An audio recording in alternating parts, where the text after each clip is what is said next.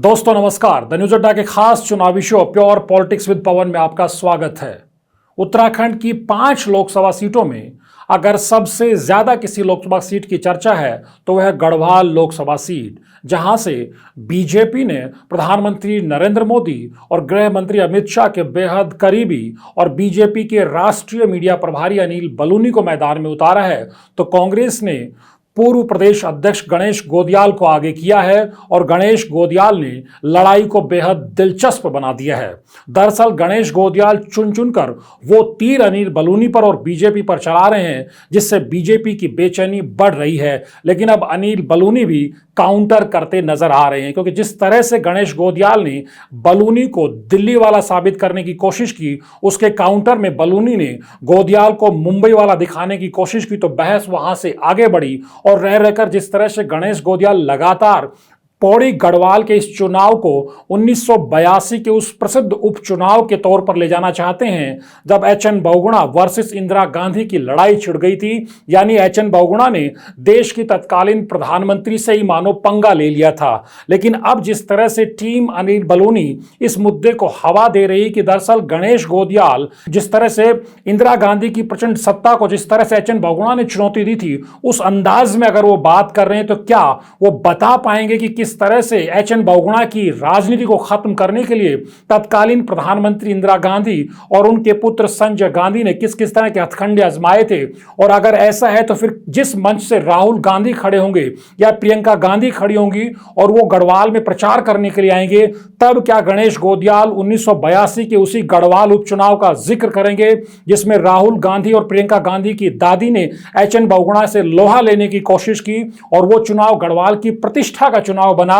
और नतीजा ये रहा कि जनता जिस तरह से सड़कों पर तब उतरती है और एच.एन. बहुगुणा को जीत मिलती है। ये वो उपचुनाव था जिसमें जो केंद्र की सत्ता थी उसकी प्रचंड वेग के सामने गढ़वाल की आम जनता खड़ी हो जाती, क्योंकि आप जानते हैं कि उस उपचुनाव में जिस तरह से हरियाणा, पंजाब, महाराष्ट्र, उत्तर प्रदेश, क्योंकि तब अविभाजित राज्य था, उत्तराखंड का अस्तित्व नहीं था, उस तरह से तमाम जो कांग्रेस शासित राज्यों के जो मुख्यमंत्री थे, मंत्री थे, कद्दावर संगठन के नेता थे, वो तमाम लोग गढ़वाल में कैंप कर रहे थे, देहरादून में कैंप कर रहे थे और किस तरह से लाठी और डंडे लेकर के और बंदूकों के साए में उस चुनाव को प्रभावित करने की कोशिश हुई थी। और फिर वो चुनाव होता है और उस चुनाव में आश्चर्यजनक रूप से जिस तरह से एच.एन. बहुगुणा ने गढ़वाल की अस्मिता को मुद्दा बनाकर के जीत हासिल की थी, वो कहीं ना कहीं उस वक्त की जो सत्ता थी, इंदिरा गांधी की सत्ता थी, उनके गुरूर को तोड़ने वाली थी। अब अनिल बलूनी इसी मुद्दे पर लगातार ये सवाल उठा रहे हैं कि क्या गणेश गोदियाल इंदिरा गांधी को चुनौती देने की बात करें, क्योंकि जिस इंदिरा गांधी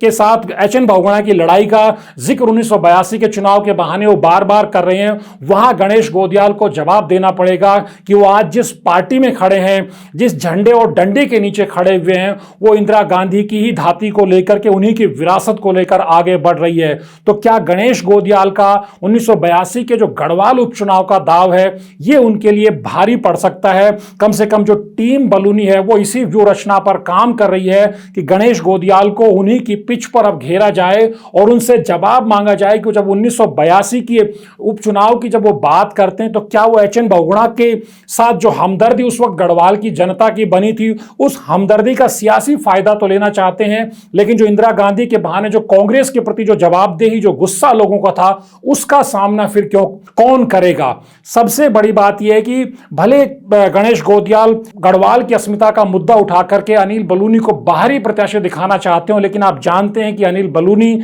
इसी गढ़वाल क्षेत्र से आते हैं और जिस तरह से राज्यसभा सांसद के नाते वो सक्रिय रह करके गढ़वाल क्षेत्र की जनता को प्रभावित करने की कोशिश कर रहे थे, चाहे फिर ट्रेन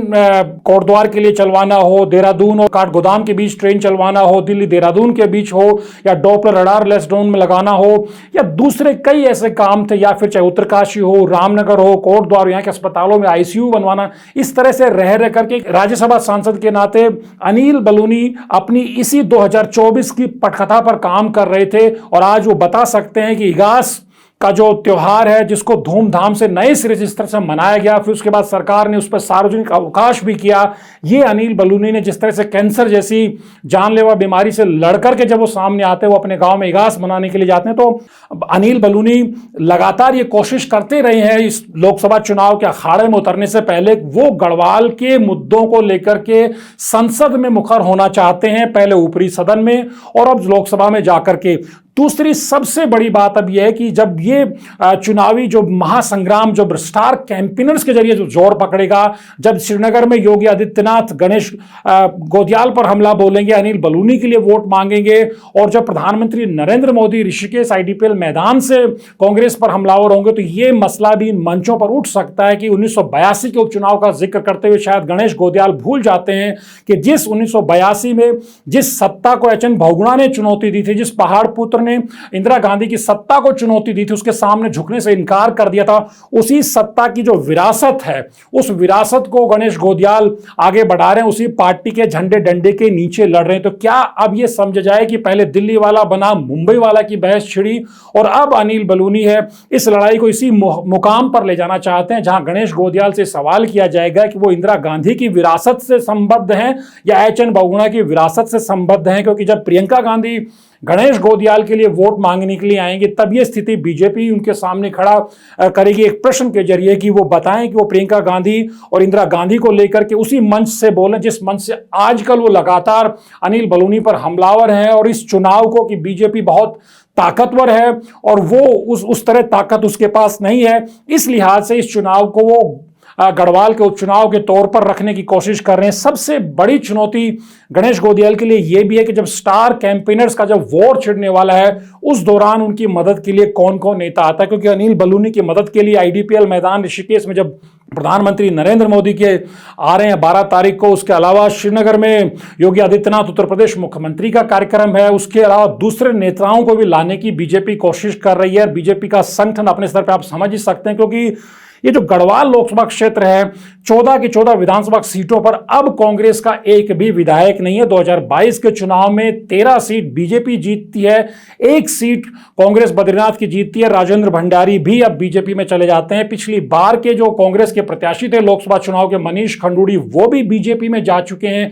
ये चुनौतियां गणेश गोदियाल की राह का रोड़ा बनती नजर आ रही है। ये अलग बात है कि अपने तरीके से अब तक की जो कैंपेन है, अगर उसको आप देखेंगे तो गणेश गोदियाल ने अपने तरीके से गढ़वाल की अस्मिता का मसला बनाकर, अंकिता भंडारी हत्याकांड का मुद्दा बनाकर के, और जिस तरह जनरल बिपिन रावत की जो दुर्घटना में उनकी मौत हुई थी उसको मुद्दा बनाकर के वो अपने तरीके से कोशिश कर रहे हैं। लेकिन अनिल बलूनी भी जनरल बिपिन रावत के घर जाते हैं, उनको नमन करके चुनाव अभियान पर निकलते हैं, योगी आदित्यनाथ के घर पे पहुंचते हैं। तो वो कहीं ना कहीं एक तरह से इन तमाम जो वार पलटवार की जो तस्वीर दोनों प्रत्याशियों के बीच में देखने को मिल रही है। लेकिन अब लड़ाई इस चीज पर आ गई है कि गणेश गोदियाल किनकी विरासत को आगे बढ़ा रहे हैं। क्या वो एच एन बहुगुणा की विरासत को आगे बढ़ा रहे हैं? क्योंकि आप जानते हैं बहुगुणा परिवार आज बीजेपी में है, चाहे यूपी में रीता बहुगुणा जोशी हो जो एच एन बहुगुणा की पुत्री हैं, या फिर विजय बहुगुणा, सौरभ बहुगुणा जो एच एन बहुगुणा के पुत्र और पौत्र हैं, वो आज बीजेपी में है। तो अब इस नजरिए से अगर देखा जाए तो क्या समझा जाए कि जो 1982 के उपचुनाव का जो दाव था गणेश गोदियाल का, उस दाव में उन्हीं की घेराबंदी करने की कोशिश हो रही है। ये इसका किस तरह से जवाब गणेश गोदियाल खोजते हैं ये देखना होगा। और दूसरी बड़ी लड़ाई ये है उनके सामने कि जब बीजेपी के स्टार कैंपेनर्स ताबड़तोड़ गढ़वाल क्षेत्र में, उत्तराखंड में दिखाई देंगे, तब गणेश गोदियाल को कवर फायर देने के लिए, उनको बैकअप देने के लिए कांग्रेस के कौन कौन से दिग्गज आते हैं। लेकिन कुल मिलाकर के पौड़ी गढ़वाल की जो चुनावी लड़ाई वो बेहद दिलचस्प हो गई है। चुनावी लड़ाई हरिद्वार में भी है, लेकिन उसमें वो दिलचस्पी, वो हॉट सीट अब नहीं बन पाई है। एक जमाने में हरिद्वार हॉट सीट रही थी, लेकिन इस बार जिस तरह से हरीश रावत सरेंडर मोड में नजर आए, उनके बेटे को आगे किया गया, वहां करीब करीब त्रिवेंद्र सिंह रावत का रास्ता आसान नजर आ रहा है। बॉबी पवार जरूर टिहरी में फाइट देते नजर आ रहे हैं, कुमाऊं की दोनों सीटों पर भी बहुत फाइट नजर नहीं आ रही। तो पूरा जो राजनीतिक जानकारों का, समीक्षकों की जो नजर है वो कम से कम गढ़वाल सीट पर ही बनी हुई है कि अपने तरीके से किस तरह से कैंपेन को जनता के बीच से चंदा जुटा करके गणेश गोंदियाल अपने पक्ष में करना चाहते हैं, तो जो डेवलपमेंटल एजेंडे को आगे लेकर के अनिल बलूनी अपने पक्ष में इस चुनाव को करना चाहते हैं। हालांकि जो डेटा है वो अनिल बलूनी की ताकत को मजबूत दिखाता है, क्योंकि 14 के 14 विधानसभा क्षेत्रों में बीजेपी का इस वक्त ताकत है। उसके अलावा भी अगर 2014 के चुनाव को आप देखेंगे या 2019 के लोकसभा चुनाव को देखेंगे, दोनों ही वक्त में बीजेपी और कांग्रेस में हार जीत का गढ़वाल सीट पर बहुत बड़ा अंतर है। 15 से 20-22% तक के वोट डिफरेंस का, उससे भी ज्यादा 19 के लोकसभा चुनाव में वोट डिफरेंस का अंतर नजर आता है। ये एक तरह से अनिल बलूनी को थोड़े से मजबूती देती है, लेकिन गणेश गोंदियाल अपने तरीके से चुनाव को दिलचस्प बनाने की कोशिश कर रहे हैं। द न्यूज़ अड्डा को देखिए, हमारे वीडियोस को लाइक कीजिए, शेयर कीजिए, सब्सक्राइब करिए हमारे चैनल को और कमेंट करके बताइए कि आप और किन किन मुद्दों पर वीडियोस देखना चाहते हैं, आपकी क्या राय है हमारे वीडियोस को लेकर के। नमस्कार।